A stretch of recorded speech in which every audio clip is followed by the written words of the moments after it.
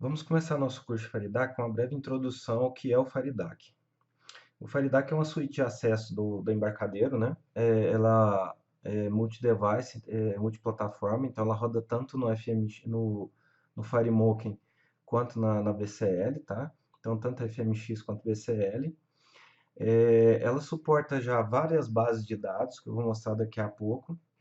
E ela veio do NDAC, né? A embarcadeira há algum tempo comprou o NDAC e desde então vem fazendo atualizações e melhorias aí, até chegar no que a gente conhece hoje por Faridac. Ah, então ele funciona mais ou menos dessa forma aqui, né? Ele tem alguns componentes visuais que são basicamente datasets, então ele tem todos os análogos ao que existia no BDE e no DB Express, no IBX e em todos os outros, T-Table, ah, T-Carry e etc, né? Suporta todas essas bases de dados aqui, sendo que algumas são nativas, outras via driver, né? E também suporta o DBC e o DB Express. Então dá para fazer um servidor DataSnap, por exemplo, né? Usando DB Express, utilizando algo que já foi feito antigamente, e no client usar o Faridac para acessar esse servidor.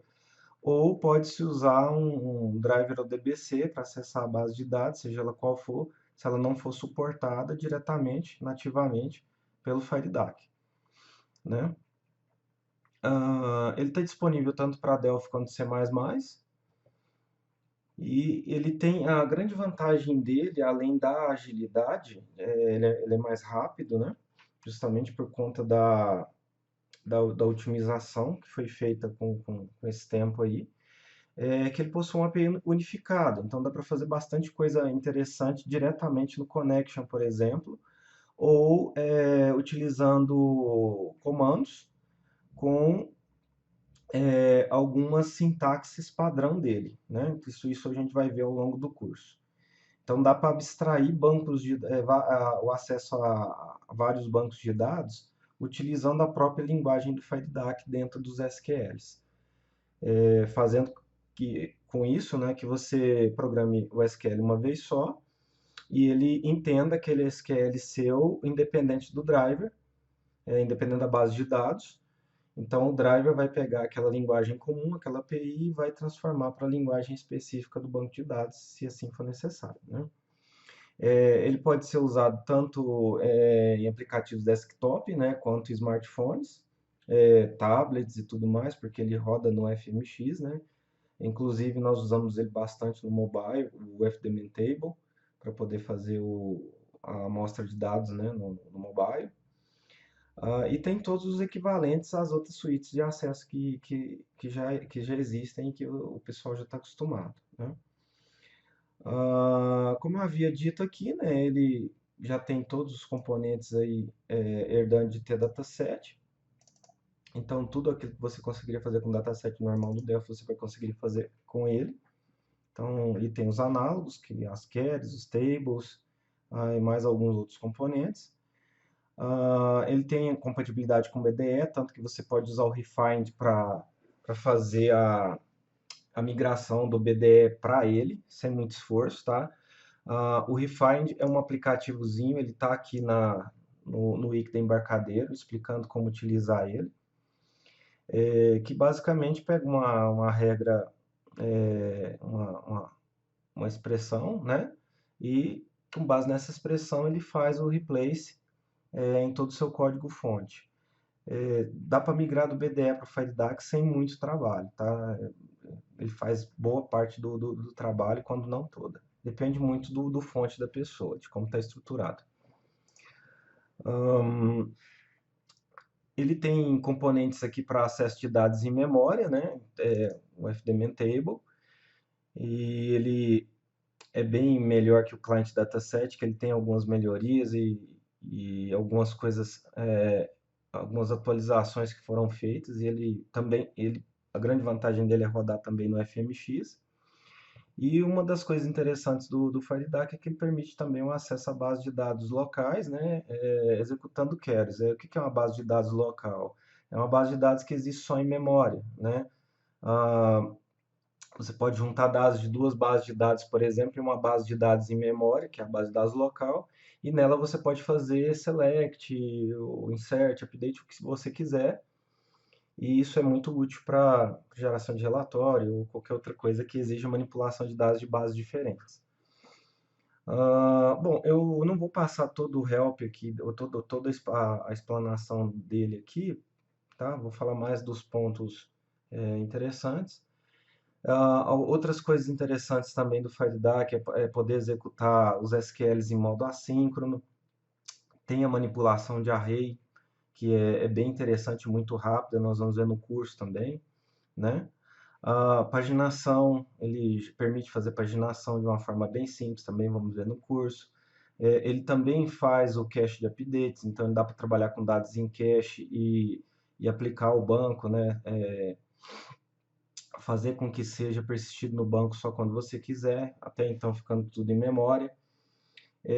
Tem suporte completo aos principais, basicamente todos os tipos de dados, incluindo autoincremento, né? Tanto os gerados por generators quanto os campos que são autoincremento, os campos que são do tipo autoincremento. Então dá para usar no Firebird, por exemplo, uma trigger de autoincremento e ele lê esse retorno, né, de uma forma bem simples, ou usar um campo autoincremento do SQL Server também para ele. Para aplicação vai ser tudo uma coisa só, né? Ele vai entender o autoincremento e trazer um número para vocês. Eu já tinha falado um pouco aqui da API unificada, né? Então tem toda a parte de abstração do SQL, né? Abstração de tipos de dados também, inclusive, dá para mapear tipos de dados. Não sei se já aconteceu com a maioria. Às vezes, em uma base de dados, um campo numérico vem como float, na outra ela vem como BCD, por exemplo. Dá para você fazer um mapeamento e fazer com que a aplicação só entenda BCD ou só entenda float, mas internamente o FireDAC vai estar fazendo a transformação do tipo de dado de forma bem simples e que a aplicação não precise, de uma forma bem transparente, onde a aplicação nem sabe o que está acontecendo, né? Ele suporta tanto o Unicode quanto o ANSI, tá? Normal. Ele tem o recovery automático de conexão também. Ele mesmo faz o controle, não é necessário fazer o controle.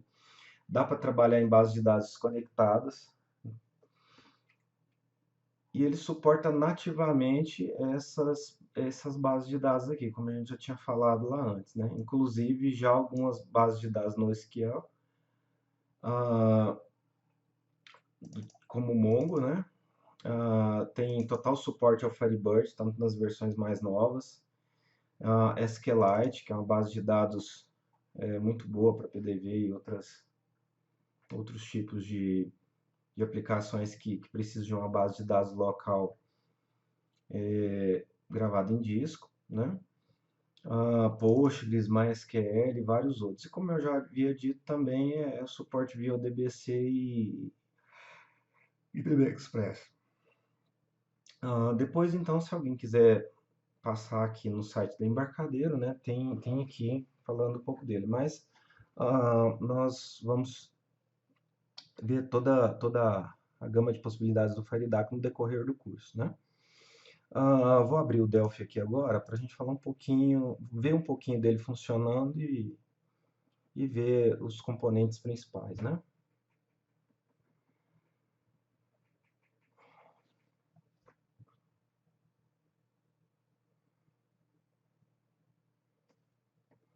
Ok, eu vou iniciar uma nova aplicação aqui. Vou fazer uma aplicação VCL mesmo.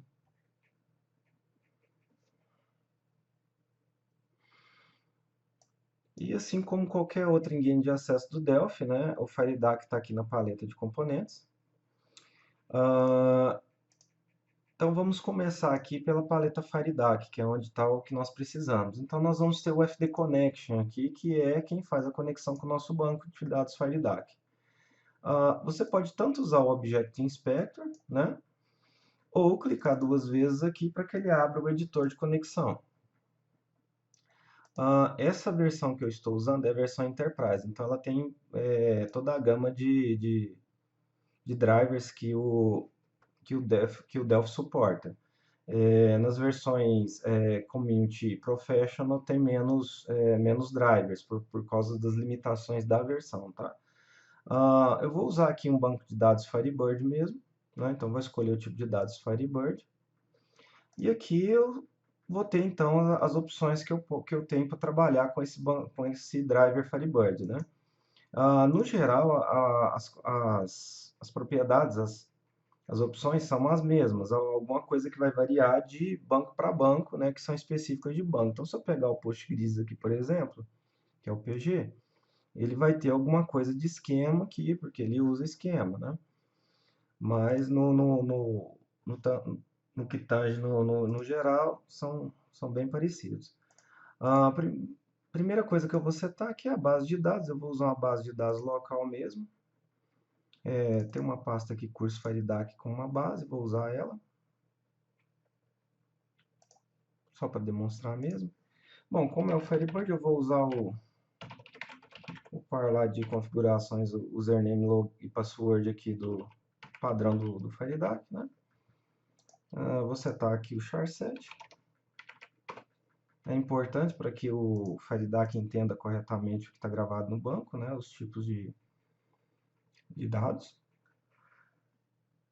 Se eu clicar em teste aqui, ele já estabeleceu uma conexão. Então eu posso vir aqui no SQL Script, por exemplo, né? E fazer um teste. Select asterisco from. Deixa eu lembrar aqui. Deixa eu ver quais tabelas nós temos naquele banco.